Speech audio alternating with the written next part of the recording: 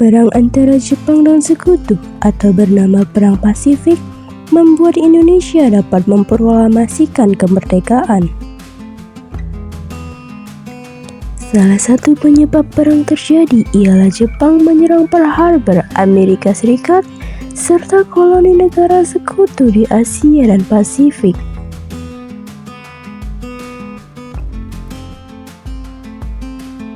Perang yang berlangsung selama 4 tahun justru membuat Jepang menuju ambang kehancuran.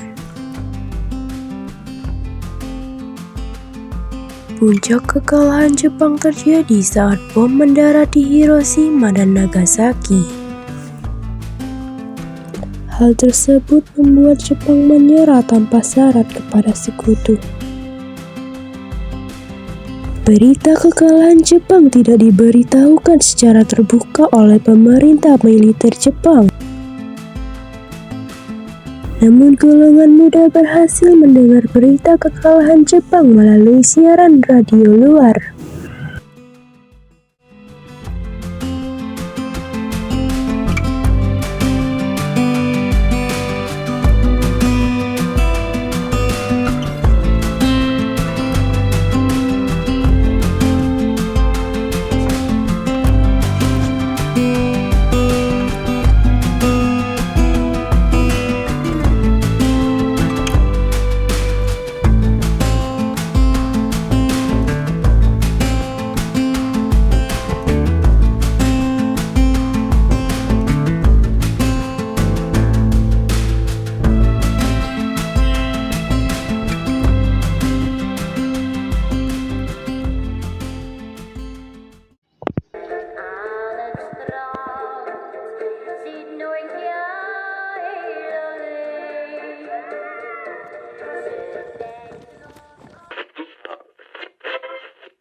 Japan has today surrendered. The last of our enemies Hiroshima is dan laid low. Nagasaki sudah dibom, berarti Jepang Taking sudah full kalah. Saya harus memberitahu Bung Karno.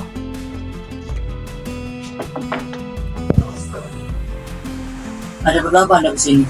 Jepang telah menyerang kepada Sekutu. Kita harus melaksanakan kemerdekaan kita. Apakah benar semua itu? Benar, saya sendiri yang mendengarkan di radio. Kita harus benar-benar memastikan tentang berita itu. Janganlah kita gegabah untuk mengambil keputusan itu. Benar kata Bung Karno, kita harus tetap waspada karena ini menyangkut masa depan rakyat.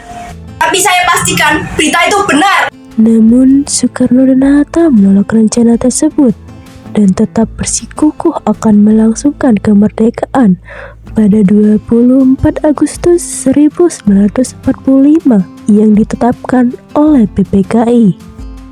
Jepang sudah kalah. Hanya ada 2 pilihan untuk negeri ini. Menjadi negara mandiri atau menjadi budak untuk Sekutu. Jangan menyerah dulu, Sahir. Kita berangkat ke kediaman Soekarno sekarang.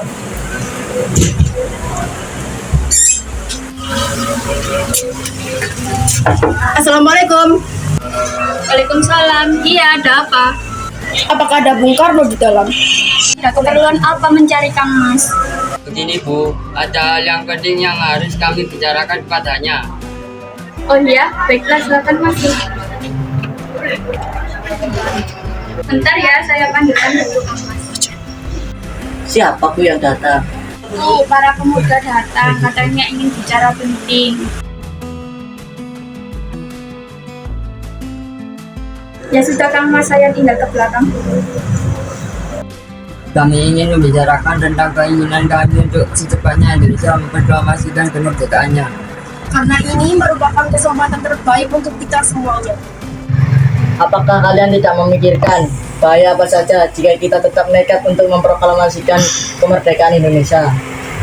Yang jelas, kami menginginkan kemerdekaan Indonesia secepatnya.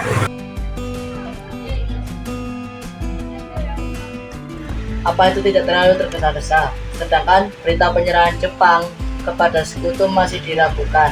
Apalagi kekuatan militer Jepang yang berada di Indonesia masih sangat kuat untuk mampu menggagalkan proklamasi di Indonesia. Jadi, usulan kami belum dapat diterima. Tapi saya yakin berita ini benar. Ini borok dari saya. Saudara boleh membunuh saya sekarang juga. Saya tidak dapat melepas tanggung jawab saya sebagai ketua PPKI. Maka dari itu saya akan menanyakan pada wakil PPKI besok. Bung Karno, hal ini bisa dibicarakan dengan baik-baik. Ya sudah kalau begitu.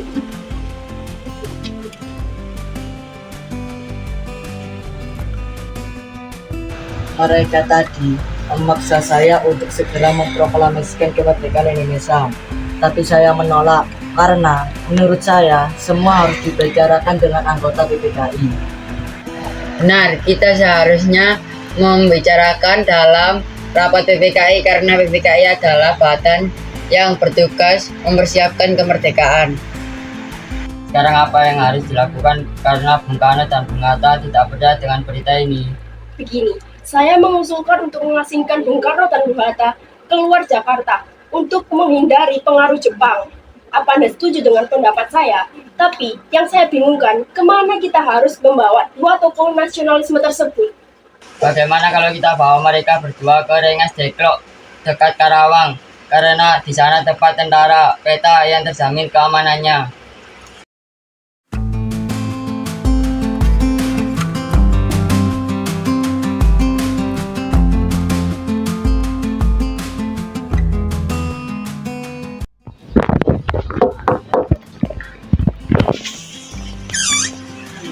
Apa-apaan jalan ke sini? Mari ikut kami ke dekat Karawang. Tunggu, kalian tidak bisa membawanya pergi begitu saja. Saya dan Guntur harus ikut. Baik, bersiap-siaplah. Kami tunggu di luar.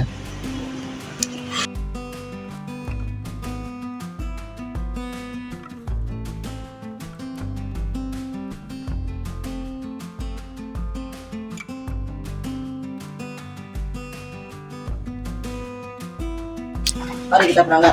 Baik. Mereka dibawa ke rumah seorang keturunan Tionghoa bernama Tichao Keishong. Di sana, para pemuda meyakinkan kedua tokoh tersebut bahwa Jepang telah menyerah dan rakyat siap melawan Jepang. Bahkan Sukarni mengatakan ada 15.000 pemuda bersenjata yang bersiap di pinggir-pinggir Jakarta. Mereka siap memasuki ibu kota setelah proklamasi dikumandangkan. Sementara itu di Jakarta terjadi kesepakatan antara Ahmad Suparjo selaku golongan tua dengan Wikana selaku golongan muda untuk mengadakan proklamasi di Jakarta. Yusuf Kunto diutus untuk mengantar Ahmad Suparjo ke Rengas Dengklok. Ahmad Suparjo lalu menjemput Soekarno dan Hatta kembali ke Jakarta dan berhasil meyakinkan golongan muda untuk tidak terburu-buru proklamasikan kemerdekaan. Pada dini hari 17 Agustus 1945, rombongan Soekarno dan Hatta bersegera menyiapkan proklamasi kemerdekaan di kediaman Laksamana Maeda, tepatnya di ruang makan. Mereka mulai menyusun teks proklamasi. Naskah proklamasi hasil tulisan tangan Soekarno kemudian diserahkan kepada Sayuti Malik untuk diketik dengan beberapa perubahan yang disepakati. Pagi itu, 17 Agustus 1945, di Jalan Pegangsaan Timur nomor 56, Sewirya meminta Mr. Wilopo agar mempersiapkan seluruh kebutuhan untuk pembacaan teks proklamasi kemerdekaan Indonesia. Suhu diperintahkan mencari tiang bendera yang kemudian dipakailah sepadang bambu. Bendera merah putih yang telah dijahit Fatmawati juga disiapkan agar dikibarkan saat acara. Pada pukul 10 WIB, masyarakat berkumpul mendengarkan pembacaan proklamasi dimulai. Soekarno terlebih dahulu berpidato, kemudian dilanjutkan membaca teks proklamasi. Bendera merah putih dikibarkan, masyarakat yang hadir serempak menyanyikan lagu Indonesia Raya.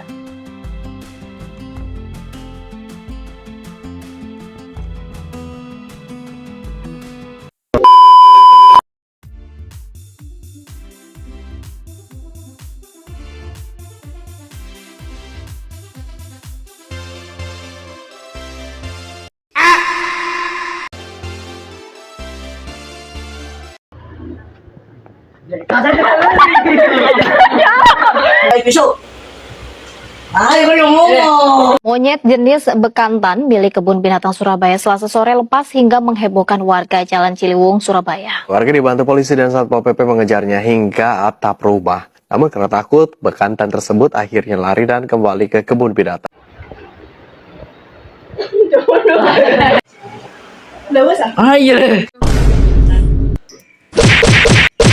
Ada perlu apa kamu? Saya ingin berangkat ke kediaman Sikor. Melaku.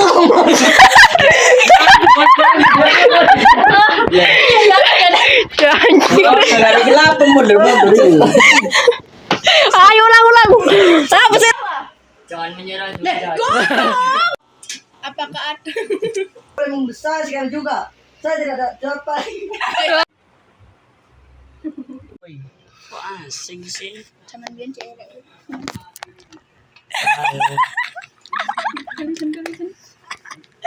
Di negara mandiri atau menjadi budak untuk sekutu.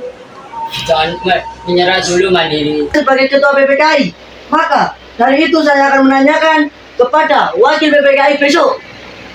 Bung Domo.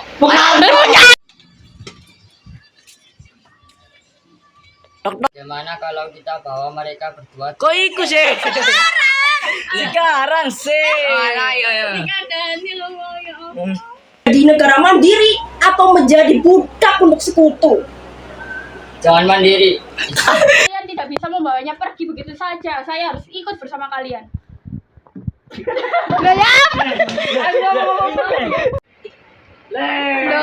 Mari ikut kami ke dekat Karawang. Tunggu, kalian tidak bisa membawanya pergi begitu saja. Oke, Saya harus siap-siap lah. Apa-apaan ini? Mari ikut kami ke dekat Karawang. Tunggu, kamu tidak bisa membawanya pergi begitu saja. Saya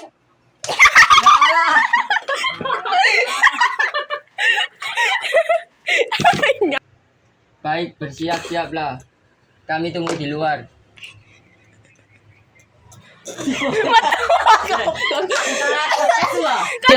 Mari ikut kami ke dekat Karawang. Tunggu, kalian tidak bisa membawanya pergi begitu saja. Saya dan Guntur harus ikut bersama kalian. Bersiap.